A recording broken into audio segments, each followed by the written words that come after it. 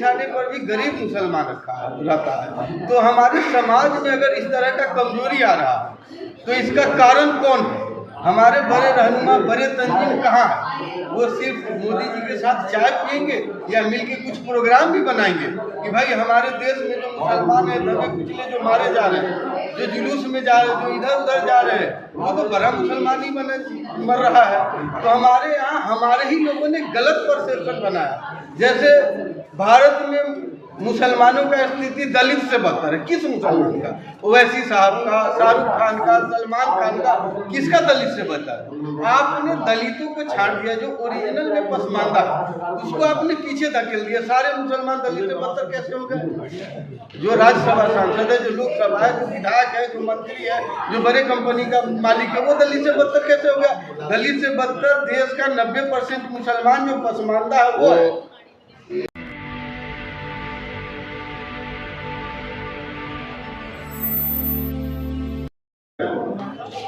आज का प्रोग्राम पसमानदा विकास फाउंडेशन और सब जन सेवा संस्था के द्वारा ये किया गया था। NGO को अमन अवार्ड दिया गया है। इसका मकसद साफ है कि हम जो भी NGO सामाजिक क्षेत्र में काम करते हैं उन सबको इकट्ठा करके हम और भी बेहतर काम कर सकें। ये महज एक जमावड़ा नहीं था, ये एक संदेश था कि हम सब इकट्ठा होकर कहीं न कहीं सभी समाज के क्षेत्र में काम कर रहे हैं, तो इकट्ठा होकर बेहतर काम कर सकें, एक दूसरे के साथ काम कर सकें। इस नियत से हम लोग आज ये सेवा सम्मेलन का प्रोग्राम रखा है। पसमानदा विकास फाउंडेशन कई तालीमी मैदान पे काम करे काफ़ी टाइम से, तो आपके तालीमी मैदान पे क्या क्या काम चल रहा है इस टाइम? तालीमी मैदान में अभी हमारा सबसे बड़ा मुहिम तालीमी जिहाद चल रहा है। जो कौमी तालीमी बेदारी के तहत मदरसों को कंप्यूटर और बच्चों को आधुनिक शिक्षा का तालीमी किट दे रहे हैं। तो दिल्ली में अभी कल मेरा विवाद में ही पूरे देश भर में मदारी जदीद तालीम के तहत मॉडर्न एजुकेशन इन मदरसा जो हमारा कैंपेन चल रहा है, जिसके तहत हम मदरसों पर जोर दे रहे हैं। जो मदरसे में जो बच्चे होते हैं वो गरीब होते हैं, वो सिर्फ धार्मिक शिक्षा पाते हैं, दीनी शिक्षा पाते हैं। तो उनके लिए हमने एक तालीमी किट बनाया है जो मॉडर्न एजुकेशन से रिलेटेड है, जिसमें हिंदी, इंग्लिश, मैथ का किताब है, वो देश भर में हम बांट रहे हैं। अभी कल भी हमारा नूम में मदरसों में प्रोग्राम है जहाँ हम तालीमी किट असली तालीम को लेकर, नई तालीम तो हासिल करते नहीं है मुस्लिम जो खास करके, क्या पैगाम देना चाहेंगे इसके बाद?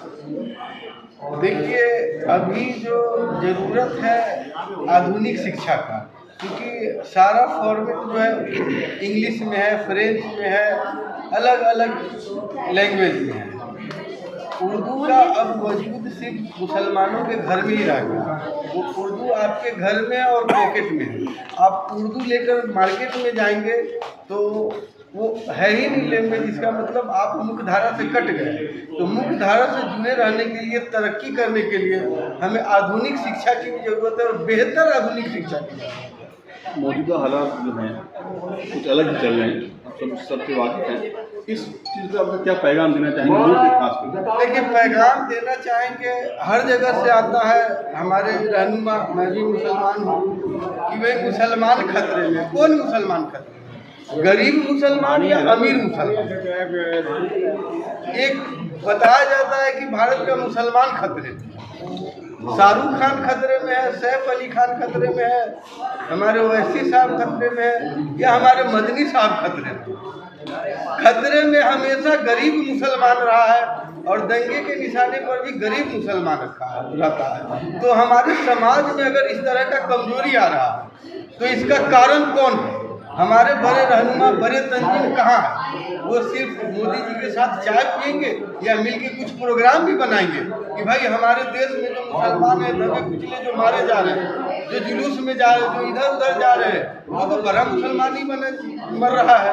तो हमारे यहाँ हमारे ही लोगों ने गलत परसेप्शन बनाया। जैसे भारत में मुसलमानों का स्थिति दलित से बदतर है। किस मुसलमान का? ओवैसी साहब का, शाहरुख खान का, सलमान खान का, किसका दलित से बदतर है? आपने दलितों को छाड़ दिया, जो ओरिजिनल में पसमानदा है उसको आपने पीछे धकेल दिया। सारे मुसलमान दलित से बदतर कैसे हो गए?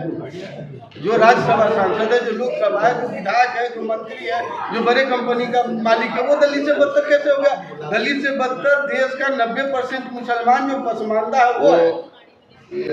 तो इसीलिए हमारे लोगों ने ही हमें बर्बाद किया है। सरकार क्या, सरकार कल बदल जाए तो क्या हमारा हालत ठीक हो जाएगा? हमें नहीं लगता है कि हालत ठीक भी होगा।